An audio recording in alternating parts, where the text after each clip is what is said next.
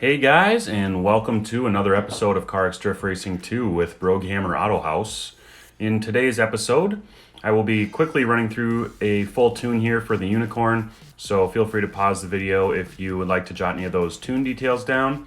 Then we're going to jump across into how to tune a transmission, and finally we'll end it off by showing you guys the control settings that I use in the game so that you can put my tunes to the best use possible. So, big one for today, and we're going to spend a majority of the time on the transmission, like I said. So I'm really looking forward to kind of explaining some of this to you guys.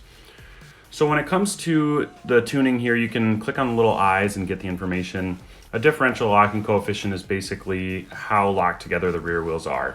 If that was rated all the way out to a 1.0, that would mean a welded diff, totally locked diff. And in turn, if it was at a total zero, it would be like your standard differential, which one wheel spins and the other one doesn't. That's when you see the one wheel peel in a lot of people's videos if they try to do a burnout and they only get one.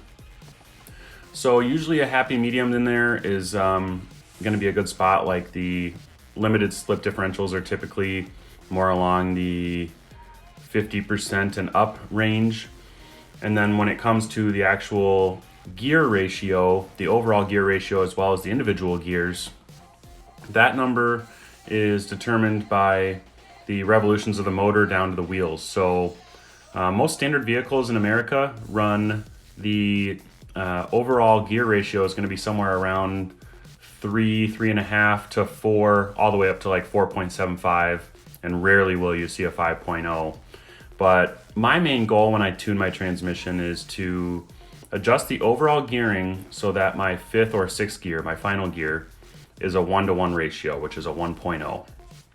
This one in particular right now is at a 1.1, but I'm going to kind of tweak some things and show you guys as I go out on the track how I make adjustments and why I make them based on how the car's reacting to what I'm driving and, you know, everything compared to that. So you can see my numbers just changed a bunch because I wanted to show you what I ended up with here. But this is kind of my very start where I showed those first numbers, and you can tell right away that the gearing was too low for gear 3. I shifted up into gear 3 and the car kind of bogged down. And typically in this game, I want to be doing a straight line burnout up in gears all the way until I'm into about 4th gear. And so it's obvious that this one is just too low. I'm in 4th gear flooring it, and it doesn't have enough juice to come out of that corner. And I know that a lot of this is personal preference, but then that's what made me come back and change my overall gear ratio from a 3.8 all the way up to a 4.0. And then we're going to try it again. Now you can see my first gear hit limiter way faster. My 3rd gear still did it, but 4th gear is still a little bit too low for my personal liking. So as I drive around here, 3rd gear feels really good.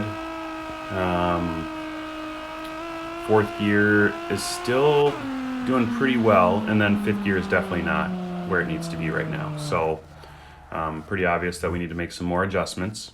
So we'll go back there and we'll make a adjustment to make that more of like a 420, 430, even higher, 450 ratio. Right now 5th gear is at a 0.95, and like I said, you want that to be close to a 1-to-1 ratio. In most vehicles that's going to be the best. And I'm adjusting 3rd gear to a higher number to make it technically a shorter gear, which means that the wheels will spin faster but have less overall speed. And the opposite is true. If you bring the gear ratio down, the number lower, then you will have more speed but less torque and RPM, so your wheel won't spin as easily the lower that number is. So tweaking each gear individually does make a big difference for me. I like my 5th or 6th gear, depending on the car, to be one where if I'm on those big, long, fast tracks, I use that 5th gear. And then if I come to these shorter tracks, I prefer to mostly be in like a 4th gear setting, where I'm really close to the limiter, if not on the limiter, for these basic corners. But then you go to maps like San Palazzo and some of those that are big, long, sweeping turns. You need that extra speed, wheel speed in that 5th gear, so you don't want to make it too short to the point where you may not have the wheel speed that you need in a given corner. So based on that, making adjustments, getting that fifth gear up to a 1.1 because a 1.0 just wasn't quite enough. You can adjust your overall gear ratio too to make that work, but the other one to play around with at the same time is differential. You see I just worked my differential up to a 0.6 something, and to be honest, I didn't like how it felt. The rear end isn't getting out as far, I'm getting less angle, and the car is gripping up a little too much, and that just means that both wheels are spinning too much together basically, so that it's not allowing that rear end to really kick out. And I know this is not a scientific explanation, but it's the explanation of how it works in the game and how it responds. So I'm going to bring that back down to what it was before, so that we're good to go there, and try it out one more time to make sure I'm good, and then I can get into all my gears and everything like that, and it's kind of at the speeds that I want. So this video is obviously mostly focused on transmission. I might do some videos in the future more focused on how to set up your Ackerman and your steering and your suspension, and there's plenty of details to get into there that would make for a very long video, but I figured this one would be a good start, and I feel like a lot of people haven't been able to use my tunes very well because of this next section, which is controls. So as you can see, I have my steering angle set out all the way to 900. My speedometer's in kilometers because that's what most of the achievements are set at, and it's hard to tell what speed I need to be at for the achievements in miles per hour. So camera effects are on, steering assistant is on. That's standard for the type of controls that I use. So I think this is what may be messing up some of you people that are using either the steering wheel or the tilt steering. And I'm using the arrows with the pedals. My sensitivity is in the middle, my linearity, which to be honest, I don't know what it changes, but it's all the way maxed out obviously. And the sequential transmission is important. Using an automatic is not gonna work for you. And the sequential is nice because then you can have the clutch on, but you don't have to clutch every time you shift. It's just a clutch there that if you need it, you can hit it and it'll do kind of a clutch kick. When you go into your controller settings, you can pull around and change the locations of where your pedals are. And for me, ergonomically, the way I hold my phone, this is the best way I've learned to set it up. I have my handbrake on the right, just above my pedal, so I can quickly go from gas to a quick handbrake and then back on throttle.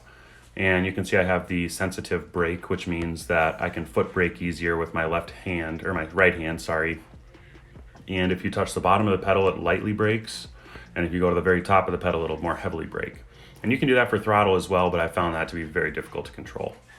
You can see my shifting in the top left there, plus and minus, as well as my steering. I just felt like it was easiest to have that right above the steering so I can steer, hit a shift quick, and then get back on the steering.